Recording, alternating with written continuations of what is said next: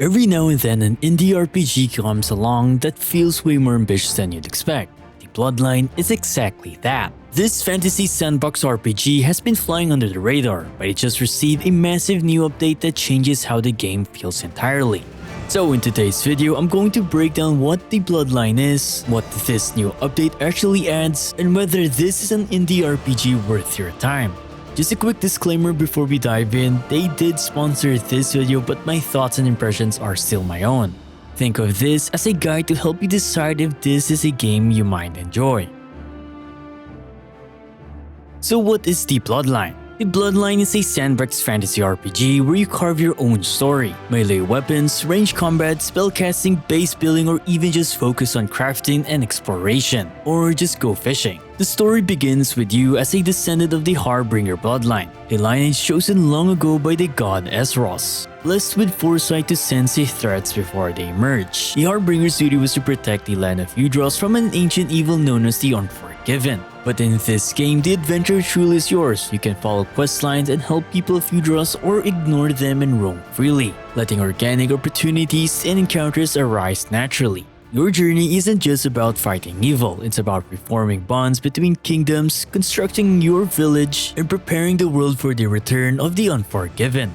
The Bloodline was first released in 5th of October 2023 in early access and by a single developer, and currently it's sitting at a positive Steam rating of around 81% in the last month, which shows that despite being early access, players are finding a lot to love. So now, before we talk about the gameplay aspect of the game, I wanted to talk about what's actually new in this massive update for the Bloodline. First off, the game now has full control support. Xbox controls work perfectly while PS5 controls works as well, though not as smoothly. The big headline of this update is the brand new region, the Kingdom of Lonland. It's packed with dungeons, puzzles, secrets, and challenges. On top of that, there are now 3 existing regions. All 3 will now feature seasonal calendar events to keep the world feeling dynamic. Content-wise, this update adds 29 new quest lines, over 40 unique enchanted armor pieces plus 3 armor sets and a lone land weapon set, about 40 new dungeons, each with unique bosses and rewards. You'll also find new puzzle and challenge types like rune solving, parkour, leap of faith jumps, and combat trials, breaking up the gameplay in fun ways. Of course, there's a lot more. It's basically a mini expansion giving players a ton of new reasons to jump back in. Now let's dive into gameplay and what makes the Bloodline stand out. Let's first start with the game's character customization. The Bloodline offers a decent amount of character customization to play with. You can choose between a female or a male character. There are even options to morph your character's body parts to make goofy or serious looking characters. A ton of choices in terms of hair, mustache, eyes, and so on. You can even change your character's voice.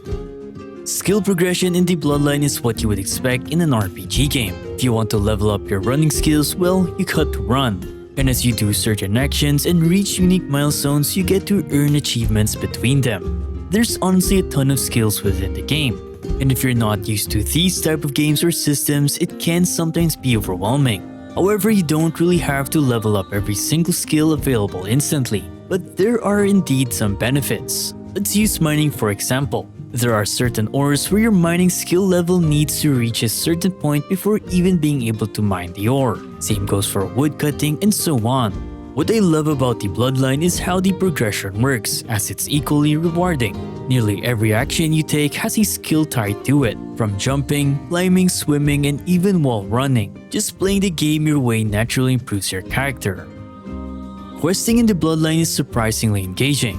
Many quests feature multiple outcomes based on the dialogue choices you make. Be harsh and you'll usually just walk away with gold, but choose the kinder path and you might unlock extra dialogue, new opportunities, or even personal invitations. A good example that I remember is one quest where I helped an NPC water plants, and afterward she offered me a permanent discount on ale. Quests also tie into reputation system. Helping people in certain cities improves your standing, and a good reputation comes with real perks, like shop discount or better treatment from NPCs. It's systems like these where your action actually means something. I know quests like these are one of the main reasons why RPG fans fell in love with the genre in the first place. And while the quests aren't voiced, I honestly didn't really mind. The writing carried enough charm to keep me invested, and it's especially impressive considering this is a work of a single developer. For comparison, even games with far bigger budgets and teams like the Panda still don't have fully voiced quests. The Bloodline offers different weapon varieties such as the usual weapons you would see in any fantasy RPG. Each weapon class comes with its own set of special skills and abilities. For example, with one-handed weapons, leveling up unlocks new attacks and buffs.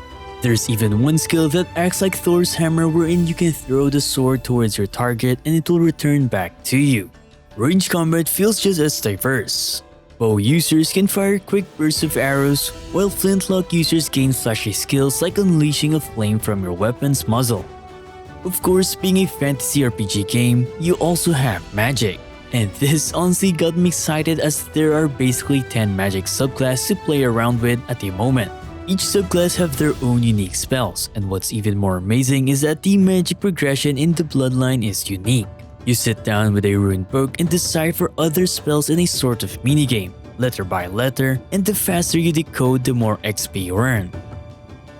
The combat flow of the game entirely feels seamless in my opinion, and if I'm being honest, it even feels satisfying. What I notice is that the game tries to hit you with that short burst of dopamine. In combat, you get chances to do critical hits as long as you hit your target where a yellow star appears. What I also like is when I was using the sword, I can change the stance into a dual-handed weapon just by pressing the middle mouse key.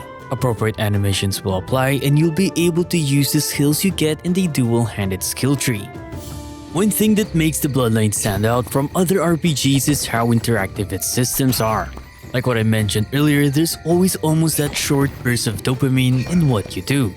This is especially seen a lot of times when doing the gathering minigames. They'll reward timing and precision for extra XP and even allows you to get more of the item if you unlock certain perks within the skill. What I especially find unique in the Bloodline is its blacksmithing minigame. You can either auto-craft or play a short minigame to have a better grade weapon. This minigame focuses on the directional keys, and the more times you press the right keys, the higher grade your weapon will be.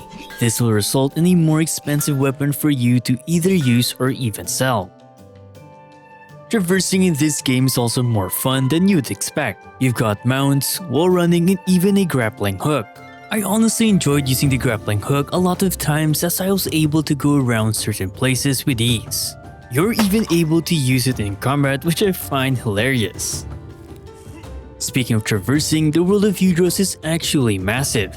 There are a lot of places to explore, and with the new update that just released, there are even more places to visit. Though this game isn't one of those seamless open world where you can literally run from one corner of the map to the other, this uses a more similar system seen in Bannerlord, wherein you open the map and click where you want to go.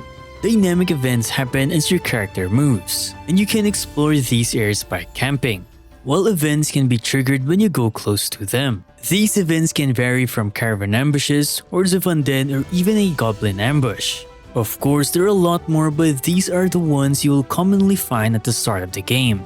One dynamic event in particular really caught me off guard. While working on a quest, I came across a ruined fortress. Its walls strangled by the roots of a dead tree. After battling through the air and destroying all the rotwood seeds, I moved on and thought nothing of it. But when I returned a few in-game days later, the once lifeless tree had fully grown, transforming the entire scene. Moments like this is another big reason why RPG fans love the RPG genre. Some of the things you do actually have an impact in the world. And lastly, my favorite system in the game. You can actually build and manage your own village. Early in the game, you start rebuilding your Harbinger city. In every structure you place influence the type of people your city attracts. Build a library and a mage tower, you'll draw scholars. This makes it a good reason to strategize what type of structures you'll prioritize as everything you build matters. So, is the Bloodline actually worth your time? If you love sandbox style RPG where freedom and progression are the main draw, this game has huge potential. It's already packed with hours of content, and this latest update basically added expansions worth of new quests, dungeons, loot, and puzzles, and to be honest, I know I just scratched the surface. I am sure I have missed a lot more. Yes, it's still rough in some places, but for an indie RPG in early access plus by a single developer, it's incredibly well made and content rich. Other than that, for 19.99 USD, you get everything you always wanted in an RPG. Though if you're still hesitant to buy, then I guess buying the game on sale would make it much more worth it. And luckily, as of recording and publishing this video, the game is 50% off. Thanks to Steam's amazing customer first policy, you can try the game for 2 hours, and if it's a game you think you'll not like, then you can always choose to refund.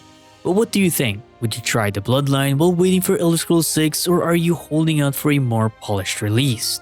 Let me know in the comments down below. Anyways, if you want to see more reviews in this channel, be sure to let me know down below and leave a like and subscribe to the channel. Stay safe as always and see you in the next one.